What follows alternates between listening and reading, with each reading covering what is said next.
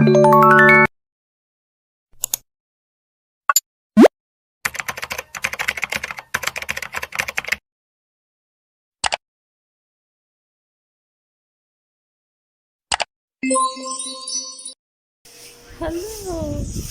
Hello.